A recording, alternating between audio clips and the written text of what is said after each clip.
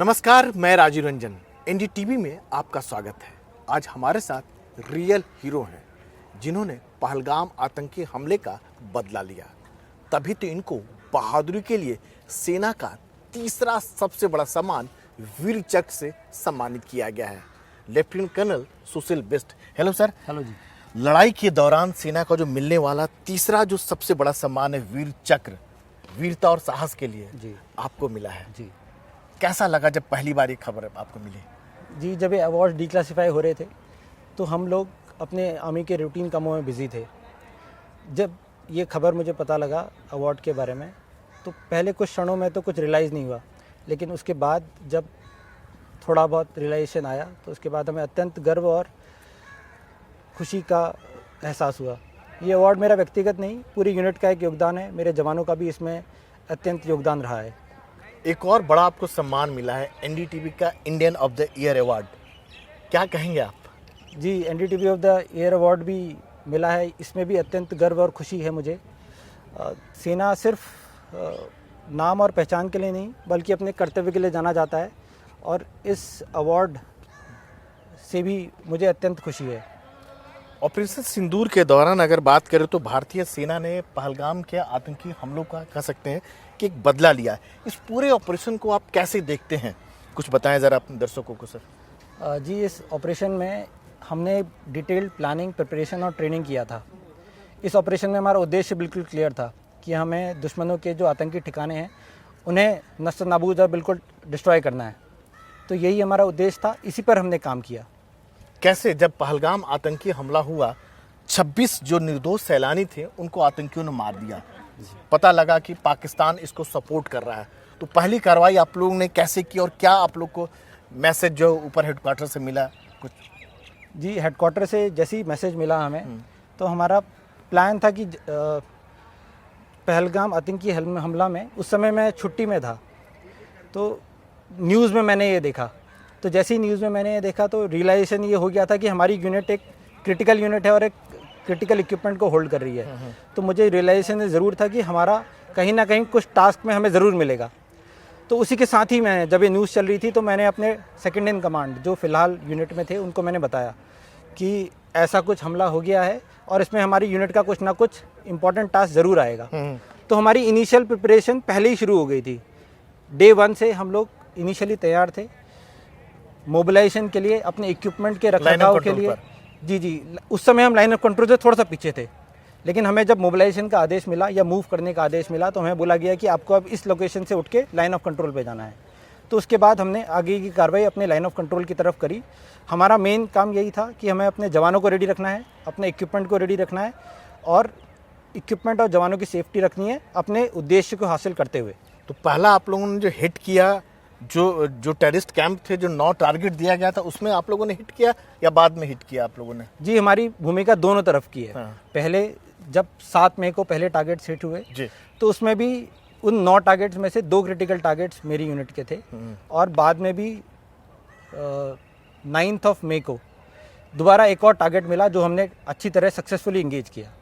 तो इन दोनों दिनों में हमारी अत्यंत इम्पोर्टेंट भूमिका रही। तो आप लोगों के पास पूरा फीडबैक आया होगा कहाँ हिट करना है, कैसे करना है और कितना तबाह करना है, कितना बर्बाद करना है? जी, फीडबैक तो जो हायर हेडक्वार्टर्स थे वो लोग मॉनिटर कर रहे थे। आपने सोशल मीडिया में भी देखा होगा, कई सारे वीडियोस चलते हैं, तो उसमें भी मेरे जो हिट वाले वीडियोस हैं वो भी दिखेंगे आपको। तो उन सोशल मीडिया के माध्यम से मुझे पता लगा कि हमारे टारगेट्स बिल्कुल एक्यूरेटली और करेक्टली हिट हुए हैं। और आप लोग इस बात का अंदेशा था कि 7 को आप लोग पाकिस्तान को हिट कर रहे हैं, जो टेररिस्ट कैंप है जो हिट कर रहे हैं जी, लेकिन उसके बावजूद पाकिस्तान सुधरेगा नहीं या कह सकते कि मानेगा नहीं, जवाबी कार्रवाई करेगा, इस बात का अंदेशा था और उसके लिए तैयार थे आप लोग? जी, अंदेशा क्या, पूरा यकीन था कि पाकिस्तान का कुछ ना कुछ काउंटर बम्बार्डमेंट या कुछ ना कुछ जवाबी हमला हमारे पास ज़रूर आएगा।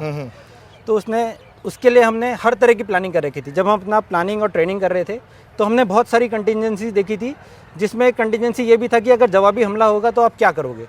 तो उसके लिए भी हमने डिटेल्ड अपनी सिखलाई की तरीके से ठीक तरह से एनालाइज और ठीक तरह से बिल्कुल प्लानिंग कर रखी थी कि आप बंदूक को कैसे सेव रखेंगे, जवानों को सेव कैसे रखेंगे, आप अपना इक्विपमेंट कैसे सेव करेंगे, मूवमेंट कैसे करेंगे। तो ये पूरी तरीके से ठीक तरह से हमने अपनी कार्रवाई और ट्रेनिंग प्रिपरेशन ठीक तरह से कर रखी थी। मतलब आप लोगों ने जो कुछ चाहा पाकिस्तान को वैसा आपने दर्द दिया, पेन दिया, उनको दिया, लेकिन पाकिस्तान आपका कुछ नहीं बिगाड़ पाया।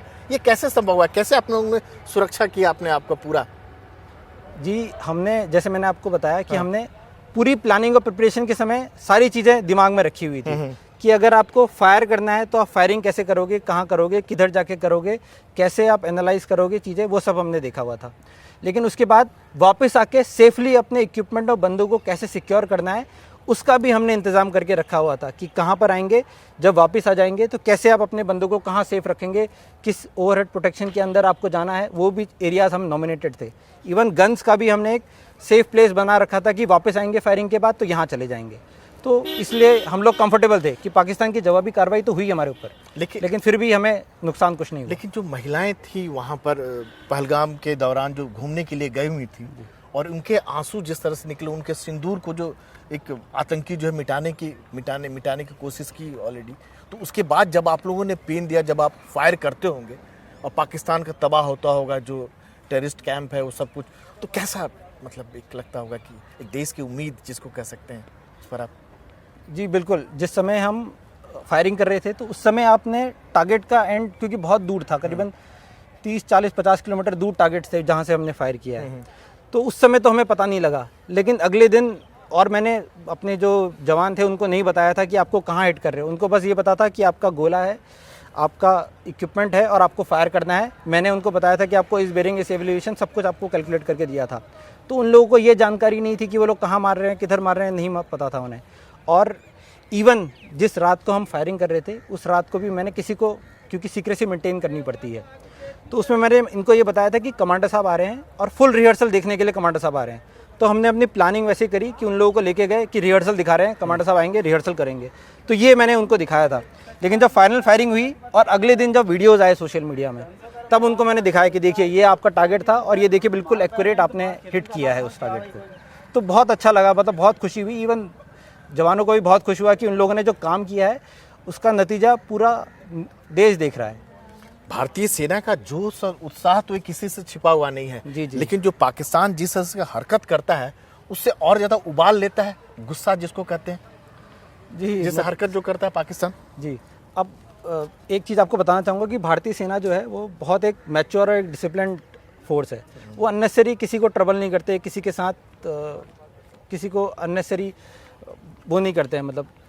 तो लेकिन जब भी देश की शान के अगेंस्ट अगर कुछ होता है तो जवाबी कार्रवाई ज़रूर की जाती है। जब भी कोई देश में आपदा आती है, चाहे वो बॉर्डर में हो, चाहे विद इन इंडिया हो, तो भारतीय आर्म्ड फोर्सेस है, उन्हीं को देखा जाता है एज अ लास्ट रिजॉर्ट। तो जोश तो है ही, लेकिन उसके साथ जब भी कोई देश के खिलाफ कोई गलत करता है तो वो जोश फिर एक संकल्प में बदल जाता है। और ये आपने सिंदूर के माध्यम में ज़रूर देखा होगा कि जो हमारा जवाबी कार्रवाई रही पाकिस्तान के अगेंस्ट, वो कितना सक्सेसफुल रहा। आपके अफसर का हमने सुना कि उन्होंने अपनी शादी तक टाल दी, अपना मैरिज जो होने वाला था। जी जी। तो अभी क्या था कि उस समय हालात ही कुछ ऐसे थे।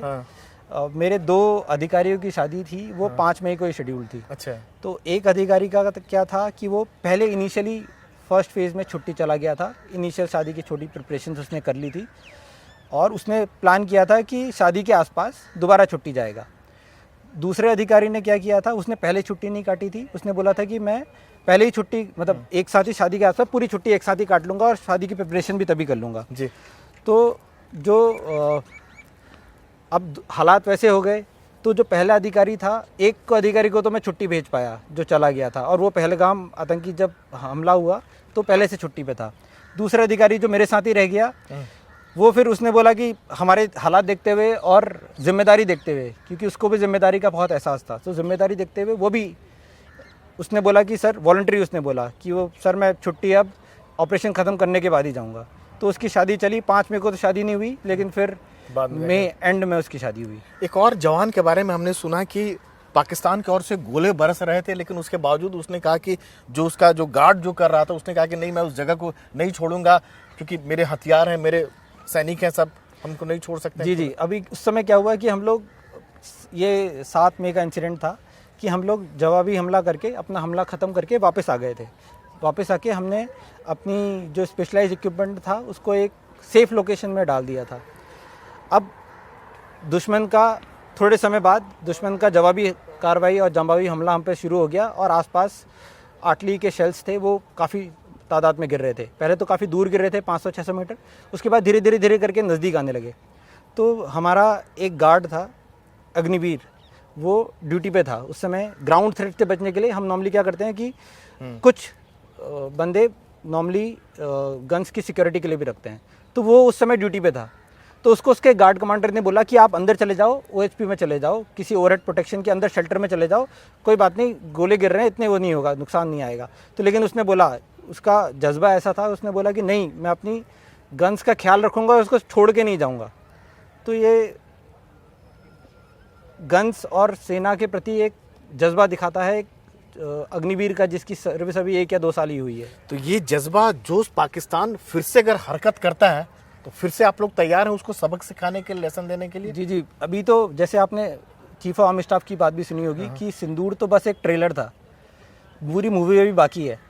तो वैसे ही हम लोग पूरी मूवी के लिए भी रेडी हैं। ट्रेलर तो था, ट्रेलर का आपने रिजल्ट देख लिया, तो पूरी मूवी भी बाकी है, उसका भी आप रिजल्ट जरूर देखेंगे। तो पाकिस्तान तैयार है अगर इस तरह की हरकत करता है? जी, बिल्कुल तैयार है जी। और सेना उसको एकदम मुंहतोड़ जवाब देगी? जी, सेना मुंहतोड़ जवाब देगी और सेना बिल्कुल अपने जितना भी जो भी टास्क उसको दिया जाएगा वो बखूबी निभाएगी। एक अंतिम सवाल कि देश के लोगों से क्या कहना चाहेंगे जो आप पर भरोसा करती है? जी, देश के लोगों से अभी आपने सिंदूर में देखा कि पूरा देश एक कॉमन एनिमी पाकिस्तान के अगेंस्ट खड़ा रहा। सेना ने तो अपना काम किया ही, बाकी आम जनता भी कुछ ना कुछ काम ज़रूर कर रही थी, चाहे वो फॉल्स नैरेटिव के अगेंस्ट ही, कुछ काउंटर नैरेटिव करने में भी सारे देशवासियों ने पूरा योगदान दिया। तो मैं बस देशवासियों से यही कहना चाहूँगा कि आप अपने देश से प्रेम करिए। आपका प्रेम क्वाइटली, कंसिस्टेंटली और सिंसियरली होना चाहिए कि देश प्रेम सिर्फ चिल्लाकर या बोलकर नहीं, आपके कर्तव्य से होता है। तो मैं देशवासियों से यही कहूँगा कि आप कर्तव्य के माध्यम से देश को और समृद्ध और स्ट्रांग बनाएं। तो NDTV से बात करने के लिए सर आपका बहुत बहुत धन्यवाद सर। शुक्रिया sir. Thank you so much. Thank you sir.